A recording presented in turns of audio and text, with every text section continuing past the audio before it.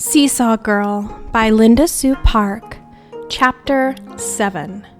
The Road to Willow. Crouched and uncomfortable in her hiding place, Jade was nonetheless elated. Her plan had worked. Now all she had to do was get out of the basket at the marketplace and figure out where the house of Lee was. That was Willow's home now. Jade had questioned Tiger extensively about the marketing routine. He had answered her questions as he always did, annoyance balanced by good humor. From his description, she knew that the servant would leave the ox grazing under a tree, then enter the marketplace to do the buying.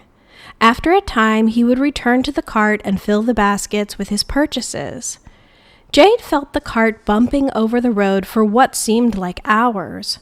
When the cart stopped, Jade waited still longer, to be sure that the servant had left to do the marketing. She had a bit of luck. The servant greeted a friend as he was tending to the ox, and she could hear their voices fade away. She peeped out of the basket. She saw a crowd of people, most of them poorly dressed and carrying heavy loads on their chiges, the homemade wooden frames that served as backpacks. This was exciting enough for Jade, who rarely saw people from outside her own family, but an even greater surprise awaited her.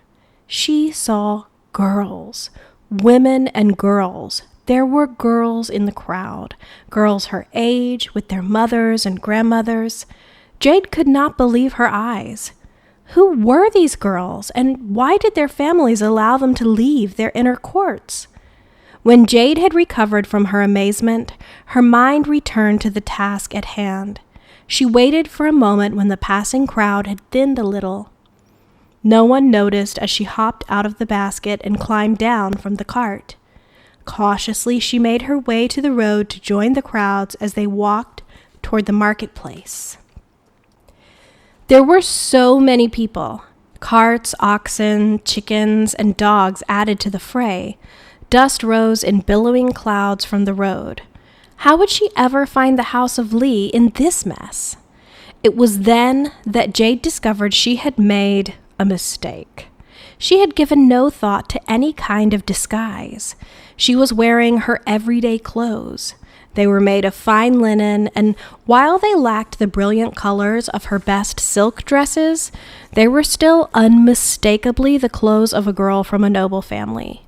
The crowd began to notice her. First, a woman nudged her companions, and soon others were spreading the word that a wealthy girl was on the road.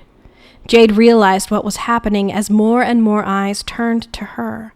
She began to feel panic rising inside her when suddenly she felt a tug on her sleeve. Jade looked down to see a child about 7 years old next to her. The child was dressed in coarse rags, and Jade could not tell if it was a boy or a girl, but there was a look of lively curiosity on its face. The child tugged again and addressed her respectfully. "Pardon me, mistress, are you rich?" Pleased by the child's politeness, Jade answered seriously, "I never thought about it. My father is an advisor to the king. Does that make me rich?" "Oh, yes, and I've met lots of rich people. The men and boys come to the marketplace all the time. I've talked to the servants a lot too, but this is the first time I've ever talked to a rich girl." The child's friendliness made Jade feel less lost, and it occurred to her that the child might be of some help. She spoke while moving off to the side of the road where she hoped she would be less conspicuous. "Even if I am rich, I still need help." "What kind of help, mistress?" "I am looking for the house of Lee. Perhaps you know it. Mr. Lee also works at the court of the king." The child frowned for a moment. "Would that be the Lee household that had such a grand wedding a few months ago?" Jade felt hope and excitement wash over her. Yes, that's the one." "It was great fun. We followed the wedding parade all the way to the house, and the servants threw sweets to us.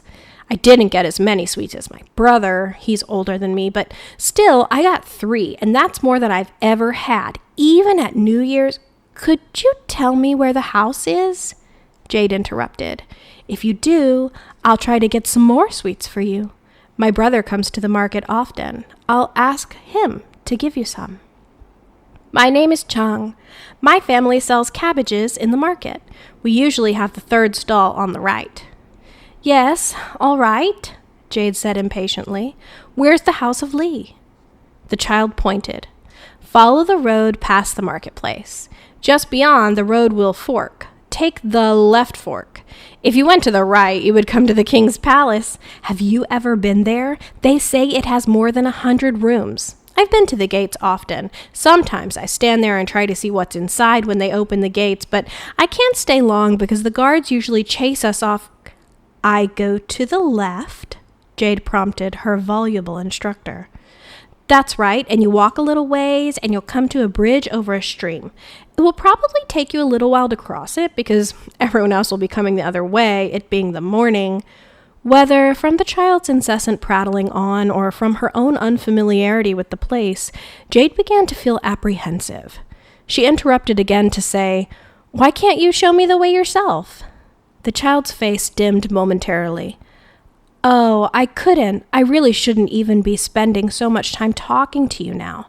I have to go back and help my family at the market. But don't worry, the house isn't hard to find.